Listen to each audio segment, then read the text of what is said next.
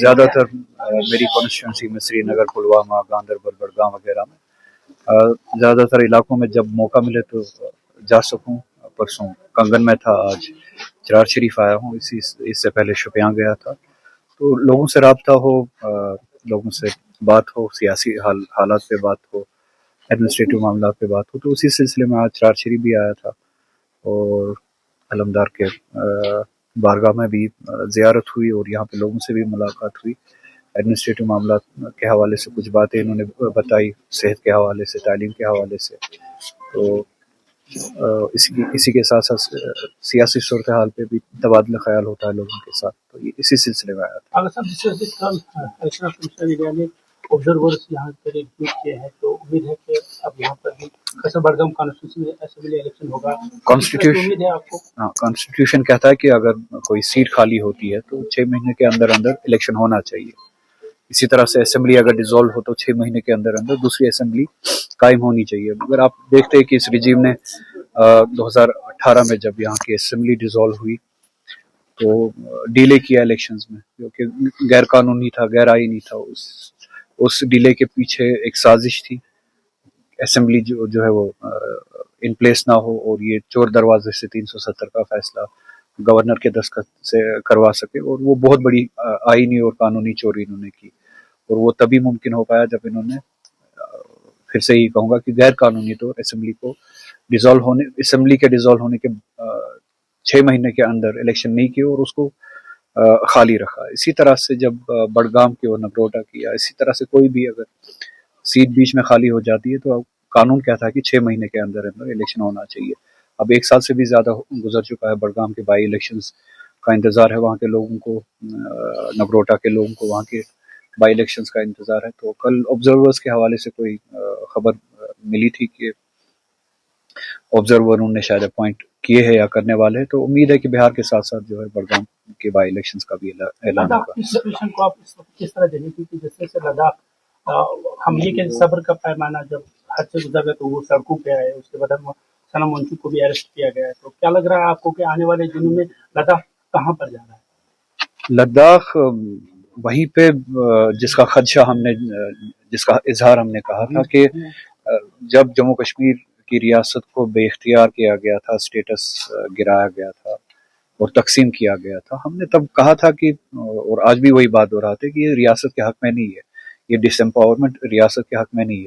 تو آج ان لوگوں کو بھی اس بات کا علم ہوا اور اس بات کا احساس ہوا جو شاید اس وقت خوش تھے ان معاملات سے، ریاست کے ڈویژن میں خوش تھے، ریاست کے ڈس امپاورمنٹ میں خوش تھے، ریاست کے اسٹیٹس کو گرانے میں خوش تھے.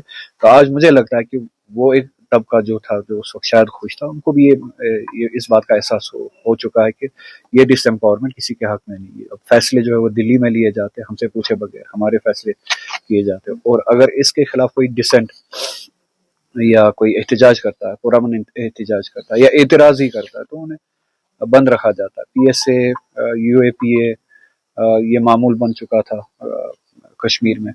اب کچھ لوگ جو بی جے پی کے حق میں بات کرتے تھے ان 4-5 سالوں سے یا 10 سالوں سے، آج وہی UAPA اور NSA جیسا لا جو ہے ان پہ لاگو کیا گیا اور اس کے تحت ان کو گرفتار کیا گیا. یہ بات اب سب کے لیے آیا ہونی چاہیے کہ یہ رجیم، بی جے پی کی رجیم نیشنل انٹرسٹ نہیں دیکھتی، یہ پارٹی انٹرسٹ دیکھتی ہے. کوئی بھی شخص یا کوئی بھی جماعت یا کوئی بھی ریاست جب تک ان کی توتی بولے یا ان کی بولی بولے تب تک یہ راضی رہتے ہیں. اگر وہی شخص چاہے وہ کسی بھی مذہب سے ہو، بودھ ہو، ہندو ہو، مسلمان ہو، اگر وہ بی جے پی کی پالیسیز کے خلاف بولے اور پرامن طریقے سے بولے، جمہوری طریقے سے بھی کیوں نہ بولے، تو ان کو یہ بی جے پی ملک دشمن بناتے ہیں اور ان کے اوپر PSA جیسے NSA جیسے لاز کا استعمال کرتے ہیں. یہی حقیقت کشمیری لوگوں کی تھی، اب یہی حقیقت جو ہے لداخ پہ بھی آیا ہو رہی ہے، جموں پہ بھی آیا ہو رہی ہے. اور آپ کے ذریعے ہم یہی بتانا چاہیں گے کہ لداخ کی جائز لڑائی میں ہم ان کے ساتھ ہیں، جو ان کے مطالبے ہے کہ ان کو امپاور کیا جائے، اسٹیٹ کا درجہ بحال کیا جائے، 6 شیڈول کے ساتھ 6 شیڈول میں ان کو شامل کیا جائے. اگر ان کی ڈیمانڈ وہ ہے تو ہم اس ڈیمانڈ کے ساتھ ہے.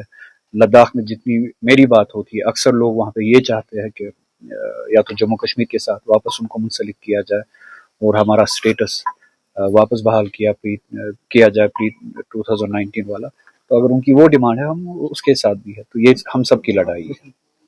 अगर साहब एक और सवाल, लोग कंफ्यूजन में है, अगर साहब 370 या बाकी चीजों की वकालत करते हैं, मगर नेशनल कॉन्फ्रेंस इस वक्त जो इजहार में है वो लोग खाली स्टेट ग्रुप पे अटके हुए हैं। इसमें कोई कन्फ्यूजन नहीं है, जिसके लिए मुझे लोगों ने एतमाद दिया, जिम्मेदारी दी, मैं वही बात करता हूँ। इसमें कोई कन्फ्यूजन होना ही नहीं चाहिए, ना होगा, ना मुझे है ना लोगों को है। मुझे जिम्मेदारी दी गई है कि 370 के हवाले से, हमारे प्रोटेक्शंस के हवाले से, हमारी आईनी गारंटीज के हवाले से एक लड़ाई लड़ी जाए, और मैं उस लड़ाई पे कायम दायम हूँ। अकेला ही क्यों ना पढ़ूँ, उस लड़ाई पे कायम। बड़गाम सीट के लिए किस तरह की तैयारी है? इलेक्शन का ऐलान हो जाए तो देखते, तैयारी अभी शुरू। एक सवाल, क्योंकि जिस तरह से सीएम ने कहा था, जो लीडर ऑफ अपोजिशन है, शायद बीजेपी चाहती है उससे सीएम बनाया जाए, उसके बाद स्टेट होल्ड रेस्टोर किया। हालांकि आपने भी बैक किया था, उससे कहा था कि ये वही बात है जो उमर अब्दुल्ला ने कही, मतलब वो अपने कोल पे है, हम बीजेपी को कभी भी यहाँ पर इक़्तिदार संभालने नहीं देंगे। तो क्या कुछ अब करने की जरूरत है, पार्टी किस तरह से ये मुझसे सवाल पूछा गया था जर्नलिस्ट के जरिए, आप ही के फ्रेटर्निटी के जरिए, कि इस तरह का बयान आया है, तो आप उस बारे में क्या कहते हैं। मैंने यही बात कही और आज भी वही बात दोहराऊंगा आपके सवाल में, कि ये हम सब की जिम्मेदारी है। लोगों ने एतमाद दिया है, बहुत सारी लड़ाइयाँ जो हमें लड़नी है, जिन बातों पे हमें ये एतमाद दिया गया, जो लड़ाई है हमारी 370 के हवाले से, रियासत के हवाले से, आईनी हुकूक के हवाले से, उसमें से एक बहुत बड़ी लड़ाई या जिम्मेदारी जो हमें दी गई, वो जब दिया गया उसमें ये भी था कि हम बीजेपी को दूर रखें, तो उस पर अमल करना हमारी अखलाकी जिम्मेदारी है, सियासी जिम्मेदारी है, इसमें कोई दो राय नहीं होना चाहिए।